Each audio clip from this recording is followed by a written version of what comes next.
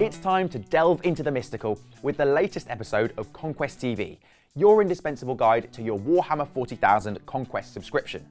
This time we're looking at librarians, and these ones don't just look after books, they're the psychic warriors of the Space Marines, who use incredible mental powers to attack their enemies and bolster their comrades.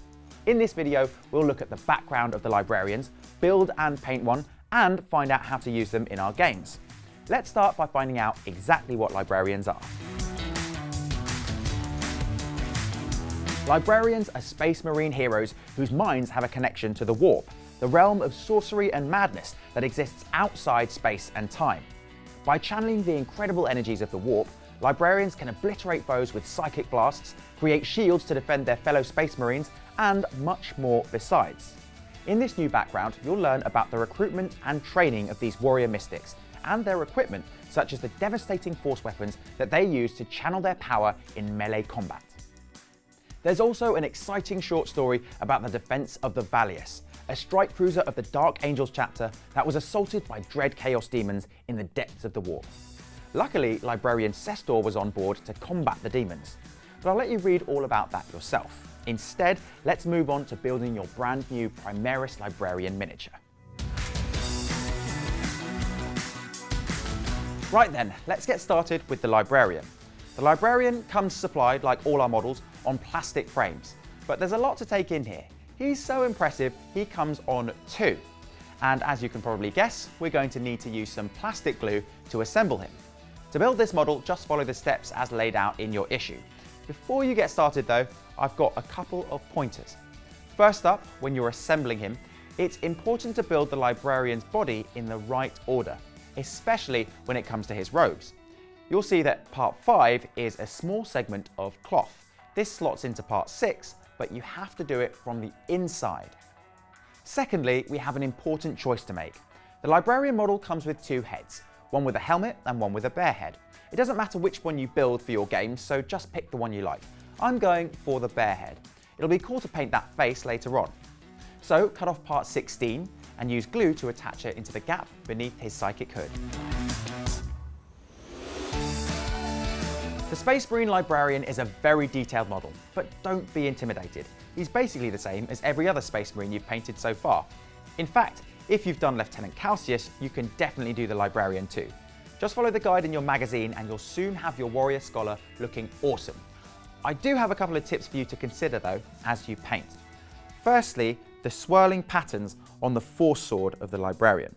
Now, I would recommend you paint the blade in lead belcher first and allow that to dry before painting the Retributor armor in the patterns on the sword.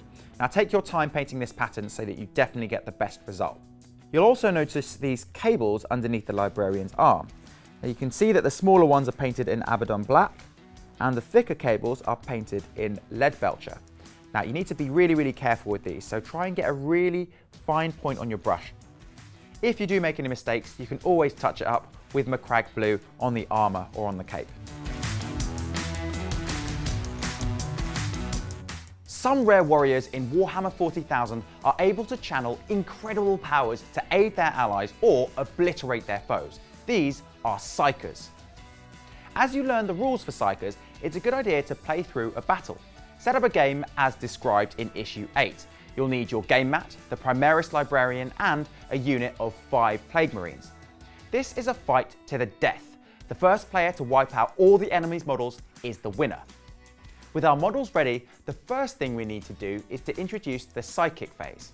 Yes, that's right, psychic powers are so important that they get their own phase. The psychic phase happens right after the move phase. For now, only the Ultramarines will get to use this phase, as your Death Guard don't have any Psykers yet, and only the Librarian can use psychic powers. To use a psychic power, follow this sequence.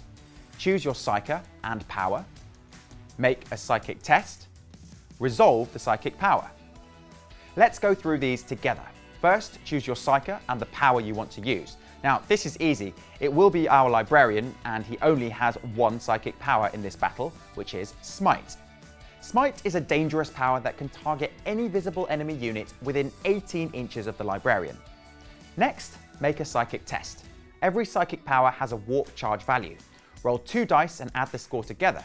If the score equals or beats the warp charge value of your chosen power, it's successful. If the roll is lower, the power fails to manifest. But wait, psychic powers really are deadly.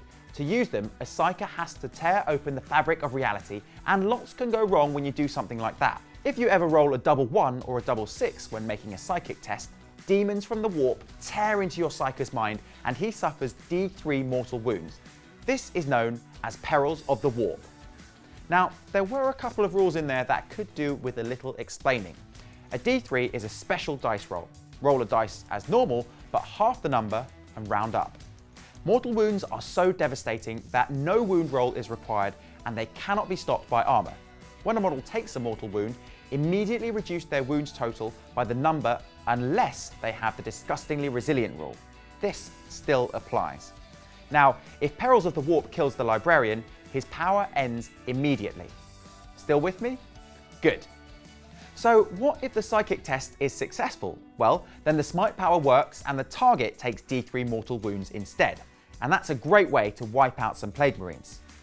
Okay, let's put all of that into practice with the Clear the Deck mission. The battle for the cargo deck rages on, and the Ultramarines have been reinforced by Librarian Arian. Recognizing a deadly foe when they see one, the Death Guard must kill him if they want to seize control of the ship. Now, the Death Guard win if they can kill Librarian Arian, the Ultramarines win if they can wipe out all of the Death Guard. For this battle, increase the number of models on the board. The Death Guard get 2 units of 3 Plague Marines and a unit of 6 Poxwalkers. The Ultramarines get Librarian Arian and 3 Reavers. Remember when you play that Smite still needs line of sight, so the Death Guard can try and take cover if they want to avoid annihilation. Also, remember that Librarian Arian is a character, so he can only be targeted if he's the closest visible enemy model. Once you've played through this mission, you'll want to try it with some additional rules. In the replay section, you'll find a second psychic power for your Librarian to unleash in battle, and rules for the Plague Marine's Blight Launcher, which is great at busting open the Ultramarines' armor. I'm sure you'll want to try out some more games with your new Librarian, as he really adds another dimension to your battles. I'll leave you to do that now, but I'll see you again soon for our next video, where we'll be looking once more at Poxwalkers and how larger units work in your games. See you then.